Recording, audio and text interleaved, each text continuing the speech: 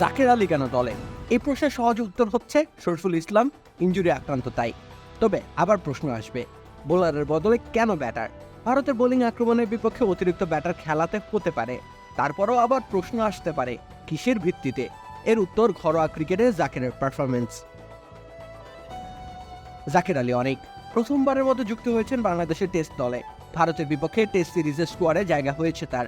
যদিও আগে থেকে ধারণা করা যাচ্ছিল স্কোয়াডে যুক্ত হবেন তিনি। ভারতের বোলিং লাইন আপের কথা চিন্তা করে একজন মিডল অর্ডার ব্যাটার বাড়ানো হয়েছে,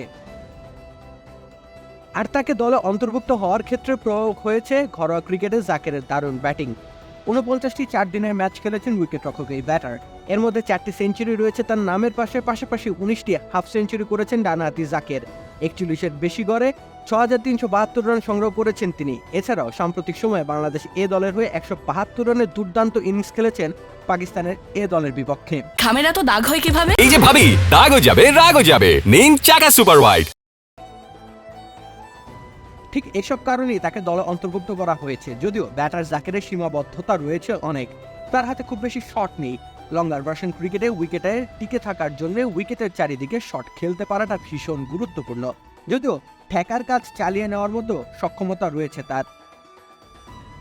তবে জাকেরকে সবচেয়ে বেশি বিপাকে ফেলতে পারে তার উইকেট কিপিং দক্ষতা। সেখানে ব্যাটার জাকের ঢের পিছিয়ে আছেন। যদিও তিনি প্রথম পছন্দ কিপার নন, তবুও দুর্বলতার সমাধান করা স্পৃহা দেখা গেছে তার মধ্যে। উইকেটের পেছনে রিয়াকশন টাইম কমিয়ে আনার অনুশীলন করতে দেখা গেছে জাকের আলীকে। মার্কাটারি ব্যাটিংয়ের সুবাদে জাতীয় দলের সংক্ষিপ্ত ফরম্যাটে যুক্ত হয়েছিলেন জাকের আলী অনেক। সেখানে নামের প্রতি সুবিচার এখনও করতে পারেননি। এরই মধ্যে সাদা পোশাকেও ডাক চলে এসেছে তার। ভারতের মাটিতে সাদা পোশাকে অভিষেক কতটুকু রাঙিয়ে রাখতে পারেন তিনি, সেটাই এখন দেখার অপেক্ষা। রাকিব হোসেন রুম্মান, খেলা ৭১।